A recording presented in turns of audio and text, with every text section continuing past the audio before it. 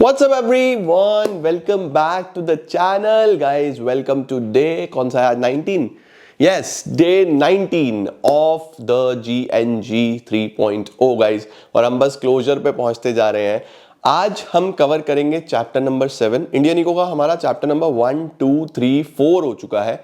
उसके बाद अब थोड़ा सा पीछे से चलते हैं और जल्दी जल्दी से चीजें कवर करते हैं. 2 दिन में सब कवर करा दूंगा. आज और कल में तुम्हारी इंडियन इको समाप्त है. चलिए जल्दी से अटेंडेंस लगा दीजिए. Let's begin.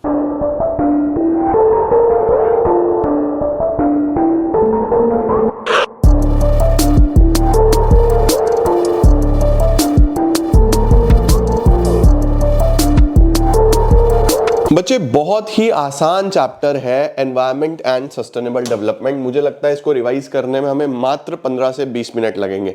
ठीक है, आओ शुरू करते हैं. सबसे पहले एनवायरनमेंट क्या होता है? एनवायरनमेंट का मतलब होता है जितने भी प्लानिटरी इनहेरिटेंस हैं, जितने भी प्लानिट पे चीजें हैं, चाहे वो प्लांट्स हो, चाहे वो ह्यूमंस हो, चाहे वो एनिमल्स हो, चाहे वो वाटर बॉडीज हो, कोई भी चीज जो हमारे प्लानिट पे एग्जिस्ट कर रही है वो सब का सब एनवायरनमेंट का पार्ट है. तो क्या है? Environment is defined as the total planetary inheritance and the totality of all the resources. इसके अंदर बच्चों बायोटिक और एबायोटिक फैक्टर्स आ जाते हैं. बायोटिक मतलब लिविंग, एबायोटिक मतलब नॉन लिविंग. ठीक है, एयर, वाटर, लैंड और यहाँ पे बर्ड्स, प्लांट्स, फॉरेस्ट सब आ जाते हैं. एनवायरनमेंट का क्या क्या फंक्शंस हैं बच्चों? सबसे पहले एनवायरनमेंट प्रोवाइड्स अस रिसोर्सेज. हमें जितने भी रिसोर्सेज चाहिए, चाहे वो प्रोडक्शन करने के लिए, चाहे सर्वाइव करने के लिए, भाई पानी हो, ऑक्सीजन हो, चाहे वो रॉ मटेरियल हो, प्लांट्स हो, ट्रीज हो, वुड है, कितनी सारी चीजें चाहिए, ये सब कहाँ से मिलती हैं? सब एनवायरनमेंट से मिलती हैं. तो सबसे पहली चीज जो एनवायरनमेंट हमें प्रोवाइड करता है वो क्या है बच्चों? वो है रिसोर्सेज. तो सबसे पहले बोल रहा है environment provide resources. Number 2, environment assimilates waste. अच्छा, रिसोर्सेज में रिन्यूएबल जो विद टाइम खुद को रिन्यू करते रहते हैं, और नॉन रिन्यूएबल जो एक बार खत्म हो गए तो दोबारा देखने को नहीं मिलेंगे. तो रिसोर्सेज का हमें ध्यान रखना है कि रिन्यूएबल नॉन रिन्यूएबल दोनों होते हैं. उसके बाद बच्चों environment assimilates waste. Assimilates waste का मतलब होता है कि सारे वेस्ट को भी एब्जॉर्ब करता है. दुनिया भर का वेस्ट फैक्ट्रीज से निकल रहा है, दुनिया भर का वेस्ट ह्यूमन हाउसेस से निकल रहा है, दुनिया भर का वेस्ट एनिमल्स प्रोड्यूस कर रहे हैं, वो सब कहाँ जा रहा है?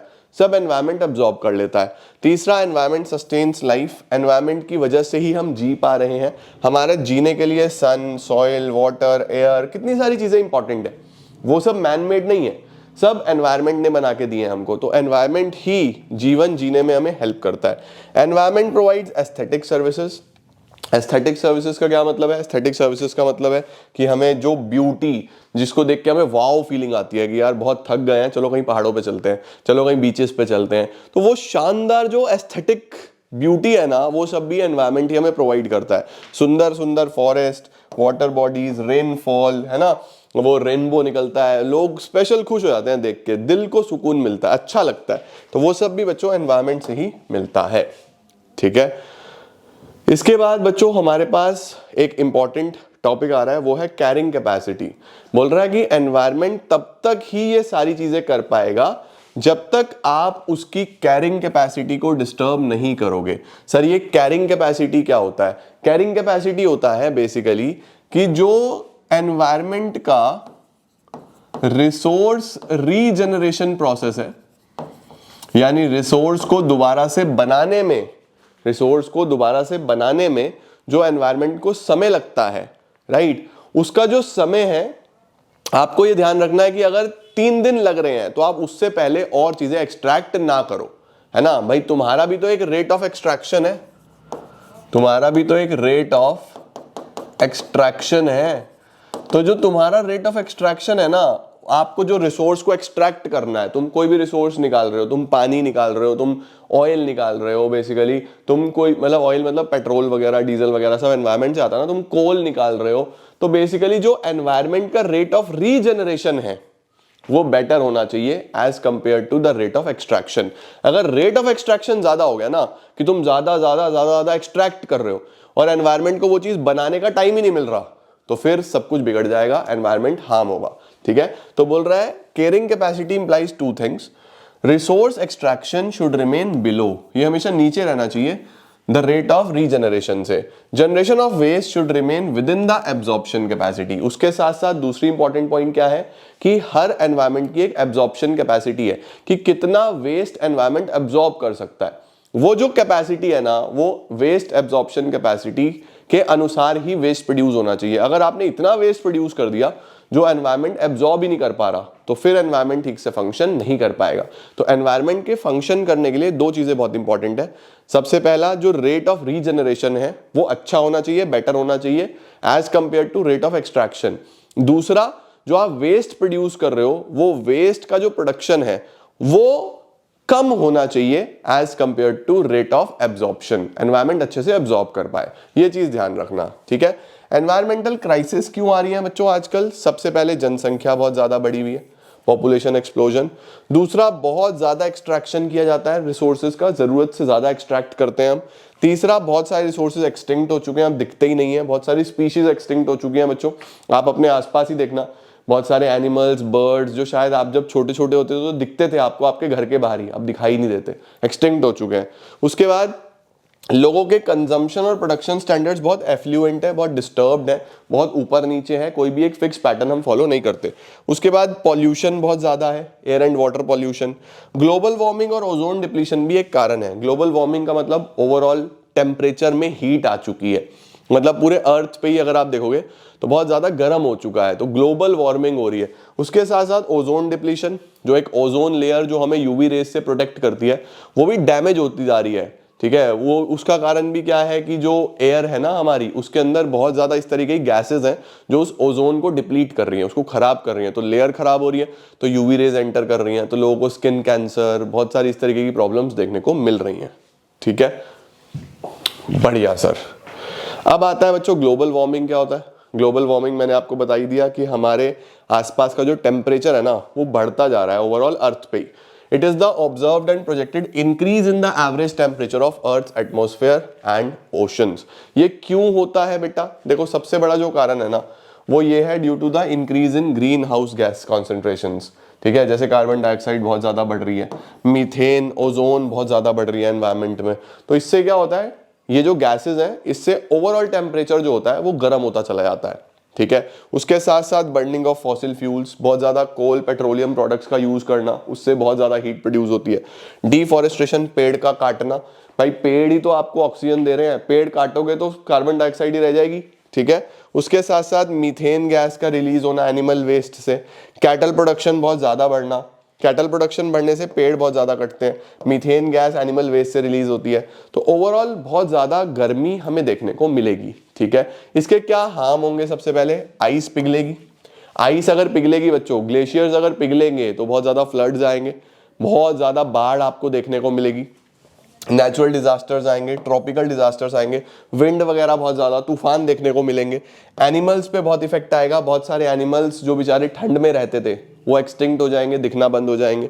और सीजन्स पे भी बहुत प्रभाव पड़ रहा है, मतलब कोई फिक्स सीजन अब देखने को नहीं मिलता, ठीक है। बारिश के टाइम बारिश ठीक से नहीं होती, सर्दी के टाइम सर्दी नहीं हो रही, गर्मी के टाइम गर्मी नहीं हो रही, बसंत पे बारिश आ रही है। बताओ, इतना टाइम हो गया मुझे, इतना जीवन मैंने सालों से जी लिया, आज तक कभी बसंत धुला नहीं था जैसा कल धुला है, धुलाई हो गई बसंत की।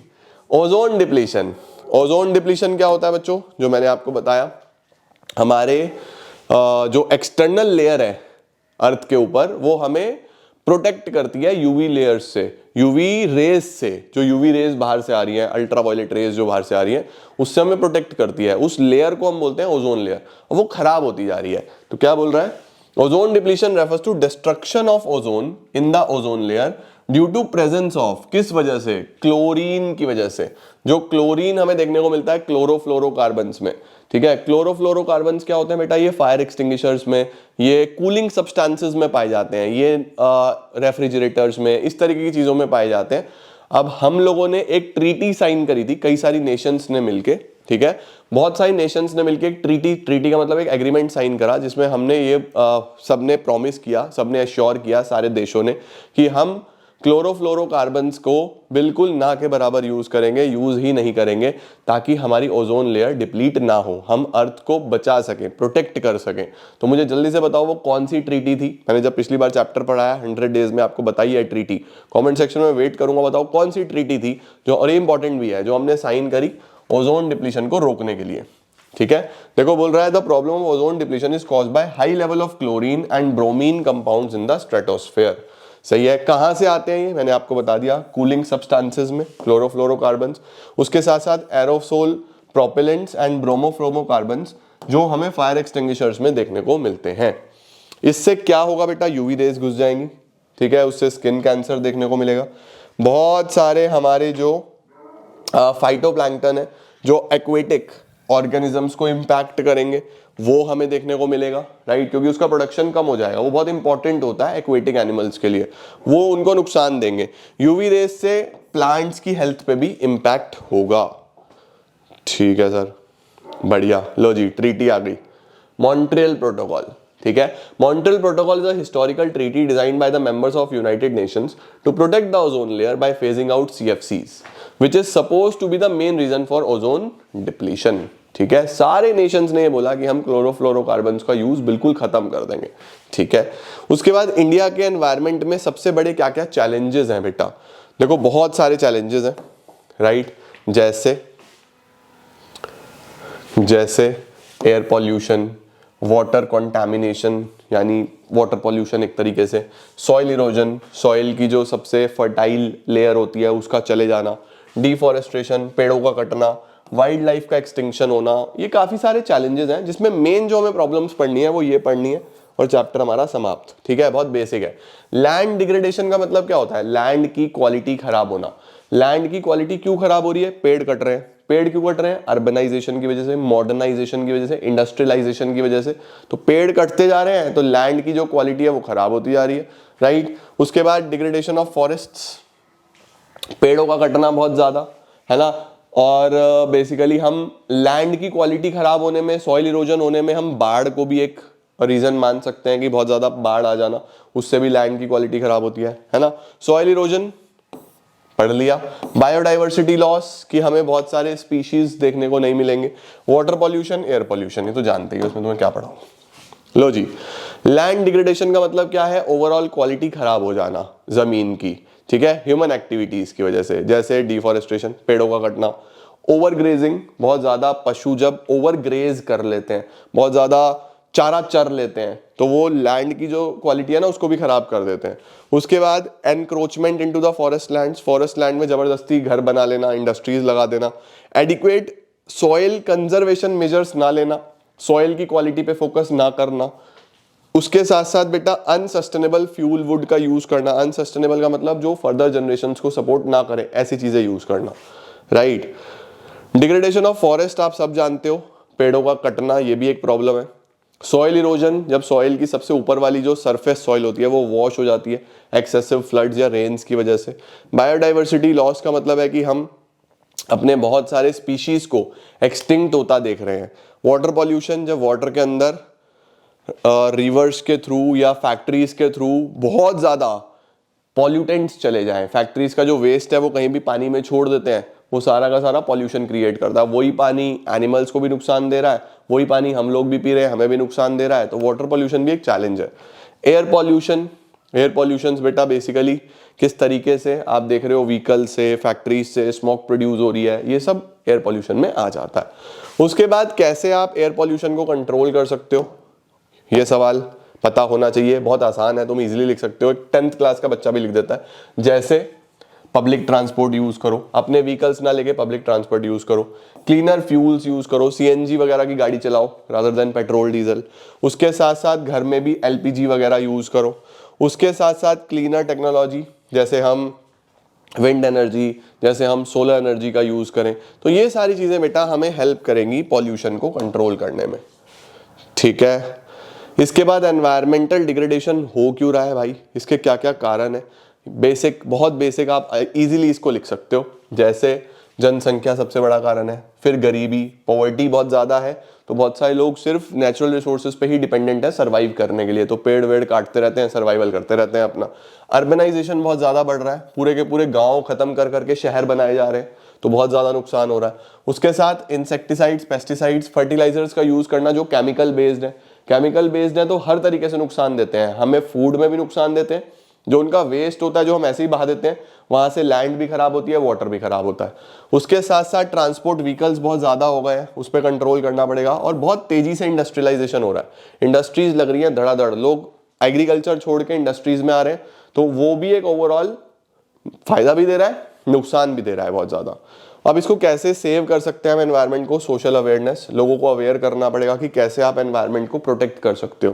देन पॉल्यूशन कंट्रोल के लिए कुछ ना कुछ करना पड़ेगा, पॉपुलेशन कंट्रोल के लिए भी कुछ ना कुछ करना पड़ेगा, है ना। तो पॉल्यूशन के लिए भी और पॉपुलेशन के लिए भी, क्या यार दोनों एक जैसे हैं, हाँ, पॉल्यूशन भी कंट्रोल करना है और पॉपुलेशन भी कंट्रोल करना है। उसके बाद एफॉरेस्ट्रेशन का मतलब होता है बच्चों पेड़ लगाना, पेड़ लगाने पड़ेंगे ज्यादा से ज्यादा। मैं रिक्वेस्ट करता हूं आप सबका, जब भी बर्थडे हो एटलीस्ट तो पेड़ लगाएं और उस पेड़ का पालन भी करें, यानी कि लगा के छोड़ दिया, उसको पालना भी है, पानी भी देना है उसको, राइट। उसके बाद वाटर मैनेजमेंट, पानी वेस्ट ना हो। सॉलिड वेस्ट का मैनेजमेंट, जो भी सॉलिड वेस्ट प्रोड्यूस हो रहे हैं लोगों के घरों में से, फैक्ट्रीज में से, उसको भी मैनेज किया जाए। बढ़िया। लास्ट टॉपिक आता है बच्चों सस्टेनेबल डेवलपमेंट। सस्टेनेबल डेवलपमेंट क्या होता है कि हम रिसोर्सेज को इस तरीके से यूज करें कि प्रेजेंट जनरेशंस भी उसको एंजॉय कर पाए और फ्यूचर जनरेशंस के लिए भी बच जाए। तो क्या बोल रहा है, sustainable development is a development process which meets the needs of present generation without compromising on the ability of the future generations to meet their needs. कैसे अचीव कर सकते हैं भाई? सबसे पहले रिसोर्सेज को प्रॉपर्ली यूटिलाइज करके, रिसोर्सेज को अच्छे से यूटिलाइज करके, वही एनवायरनमेंट की कैरिंग कैपेसिटी के अनुसार, मतलब रिसोर्स रीजनरेट होने दो उस हिसाब से एक्सट्रैक्ट करो। दूसरा, नॉन रिन्यूएबल को रिन्यूएबल रिसोर्स के साथ चेंज करो, नॉन रिन्यूएबल ना यूज करो भाई, रिन्यूएबल यूज करो, ठीक है। उसके बाद इनपुट एफिशिएंट बनो, यानी वेस्टेज कम से कम करो, वेस्टेज नहीं होनी चाहिए। पॉल्यूशन को कंट्रोल करो, पॉपुलेशन को कंट्रोल करो, वही सारी की सारी चीजें। सस्टेनेबल डेवलपमेंट की स्ट्रैटेजीज, ये इंपॉर्टेंट है, दिस इज सावधान इंडिया सवाल, ये आपके एग्जाम में आती है सारी वही चीजें। Non conventional sources of energy use करो, जैसे विंड एनर्जी, सोलर एनर्जी, ये सारी की सारी चीजें यूज करो। उसके साथ क्लीनर फ्यूल्स यूज करो, LPG, CNG, petrol diesel use ना करो। उसके बाद मिनी हाइडल प्लांट्स लगाओ। मिनी हाइडल प्लांट्स का मतलब इलेक्ट्रिसिटी का प्रोडक्शन कैसे कर सकें कम से कम वेस्टेज में, ठीक है। उसके बाद ट्रेडिशनल नॉलेज जो हमारे पुराने समय से हमारे बुजुर्ग बताते हैं, उस नॉलेज को यूज करो, उस प्रैक्टिसेस को यूज करो। बायो कंपोस्ट को यूज करो, केमिकल फर्टिलाइजर्स ना यूज करके नेचुरल बायो कंपोस्ट और बायोपेस्ट, इसको भी सुधारो, बायोपेस्ट पे भी सुधार लेके आओ, ठीक है। और उसके साथ साथ अनसस्टेनेबल पैटर्न्स को खत्म करके सस्टेनेबल पैटर्न्स को फॉलो किया जाए, यानी वो जो एफिलिएंट प्रोडक्शन और कंजम्पशन स्टैंडर्ड्स से वो नहीं होने चाहिए। बहुत ही आसान सा चैप्टर है बच्चों। उसके बाद कुछ डेट्स है, CPCB, central pollution control board, environment protection act, और इंडिया ने मॉन्ट्रियल प्रोटोकॉल कब साइन किया था। परफेक्ट, चैप्टर हमारा समाप्त है मेरी जान। मिलते हैं अगले चैप्टर में, अगले वीडियो में। तब तक के लिए ऑल द वेरी बेस्ट। खूब पढ़ना, खूब फोड़ना और मस्त तरीके से पढ़ाई करो, ठीक है। Thank you so much. Keep growing, keep glowing and keep smiling.